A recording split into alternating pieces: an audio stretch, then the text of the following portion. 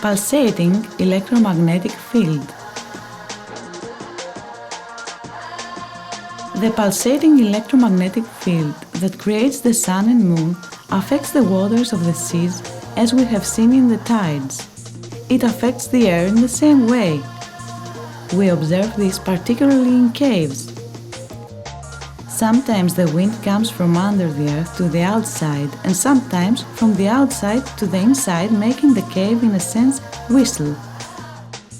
Where does this wind come from and where does it go? The earth was stolen from beneath our feet. We became a diaspora, an unnamed nation of bastards. We channeled our roots to the pulse of light, deep within the galaxies of our minds. Our breath was the sky, our dreams were water. We claimed the wilderness, we recognized one another.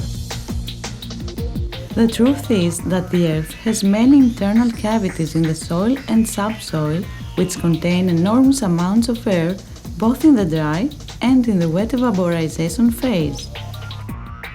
Depending on the atmospheric pressure conditions which change periodically, vertical currents are created, sometimes from below upwards, as we are used to thinking of vapors, and sometimes from the surface of the earth towards the subsoil, as in the case of low tide. So these vapors that circulate like vertical currents and alternate direction can be dry as well as wet.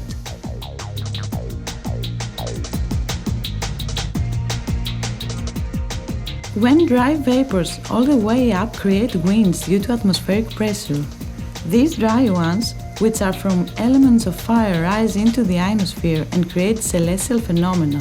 When liquid vapors arise, clouds are created and we have the rainwater cycle.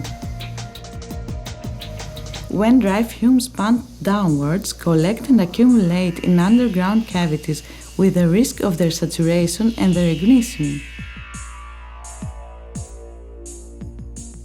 When liquid vapors are all descent, they accumulate in pits in the subsoil with the risk of explosion due to their compression and friction with the dry vapors, the possible underground water and the relief of the soil cavity.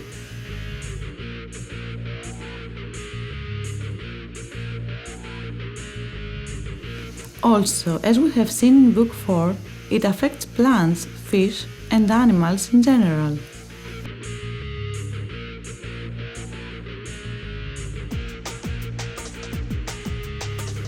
The moon from new to full favors the upper course, while from full to new the lower.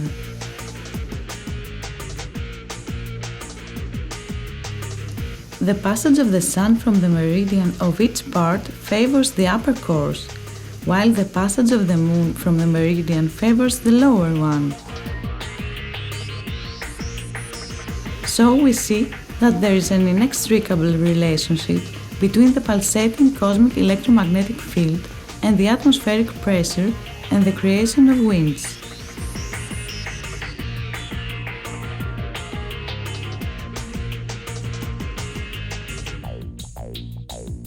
So everyone would wonder what the winds, atmospheric pressure and the pulsating electromagnetic field we are in have to do with earthquakes. As we will see in this chapter, earthquakes are a consequence of weather phenomena, which in turn are due to changes in the atmospheric pressure, the existence of a wet and dry phase of the air, but also the ability of the earth to inhale and exhale.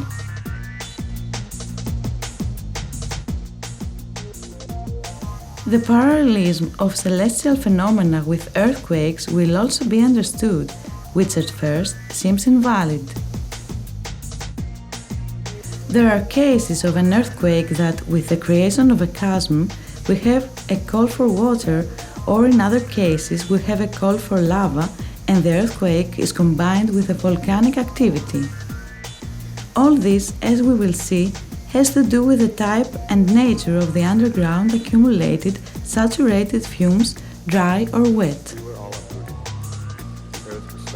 Volcanoes, as we will see, are a part of the chapter of earthquakes and have the same causes of creation. We could say that volcanoes are also indirect results of meteorological phenomena.